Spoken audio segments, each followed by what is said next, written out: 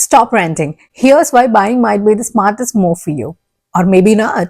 Are you struggling to decide whether to buy or rent in Greater Toronto area? With home prices soaring, interest rates fluctuating, and rental costs increasing or decreasing in few areas, it's one of the biggest financial decisions you will ever make. But don't worry, by the end of this video, you will have all the insights required for you to make the smartest decision for your scenario. If you are a first-time home buyer or newcomer to Canada, this video is for you. Let's break down the hidden costs, real factors, and future outlook of renting versus buying in Greater Toronto area.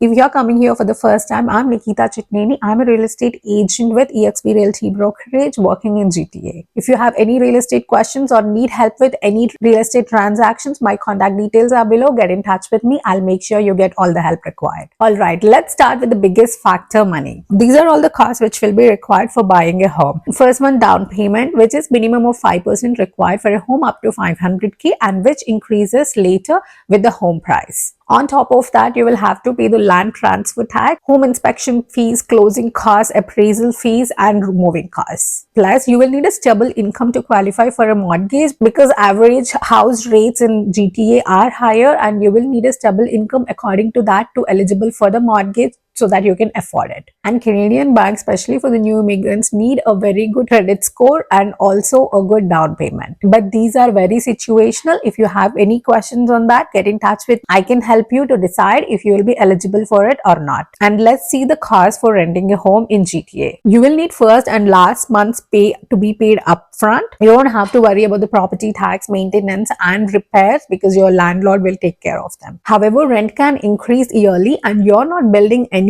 equity on any property because you're not owning it and you are paying rent to the landlord. In most cases, it's like you're paying your landlord's mortgage. Second factor to consider in this decision of buying or renting is flexibility and lifestyle. Buying a home, of course, means stability. You will have a place to call as yours and you can do any renovations as you wish. It is great for families who want to settle down and want to build equity over the time. However, house ownership will also come with more responsibility. That means you are responsible for all the extra expenses you are getting and also for the maintenance and repairs. On the other hand, renting is of course more flexible. If you are new to Canada, renting a property in any neighborhood will allow you to explore the property, to know it more better before you commit to buy a home. With renting, you can move easily if your job is changing frequently, and also if you wish a different lifestyle, it's easy to shift in renting. But rent prices can go up and you don't get a long-term financial gains as you get in home ownership. So another factor to consider in this decision is the real estate market trends. Now let's dive into market trends to decide, is it better to buy now or wait for some more time? Recent reports see that January 2025 has the lowest transactions ever compared to January's in last decade because many buyers are waiting for more interest rate cuts so that they can get into the market.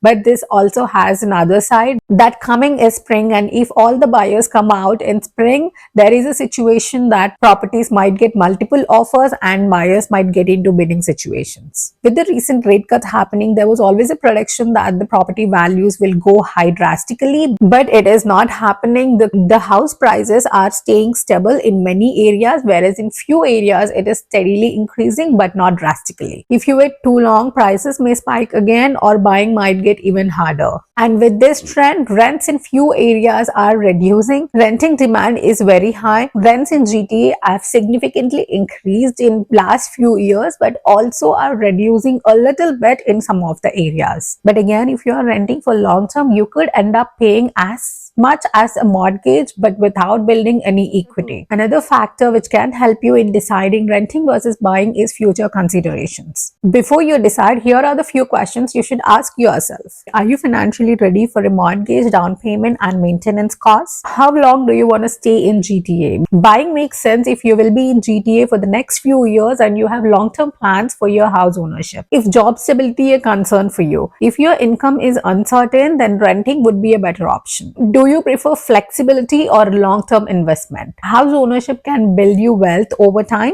but on the other side, renting can give you that freedom and flexibility. So what's smarter, renting or buying? Here's my take on it. Buying is smarter if you have stable income and you can afford mortgage and down payment. And if you are planning to stay in GTA for long term, then buying is better for you. If you want to build wealth through home equity, then buying would be smarter option for you. On the other hand, renting would be smarter if you are very new to Canada, just landed here and you want to explore different neighborhoods before you commit to anything. Renting would be suitable for you if you are working on your financial stability and you want your upfront cost to be less. And yes, if you are not ready for the responsibilities of house ownership, then renting would be a suitable option for you. At the end of the day, the best decision is the one which fits your lifestyle, finances, and goals. Whether you choose to rent or buy, being informed is the biggest advantage. And if you need any help in renting or buying a property or selling any property, get in touch with me. My contact details are mentioned on the screen and below. Get in touch with me. I'll make sure all your questions are answered and you will get all the help you need in real estate. If you found this video helpful, hit that like button and subscribe to the channel. Let me know in comments what do you think about this topic. I want to know your opinion. See you in the next one. Until then, stay happy and stay along.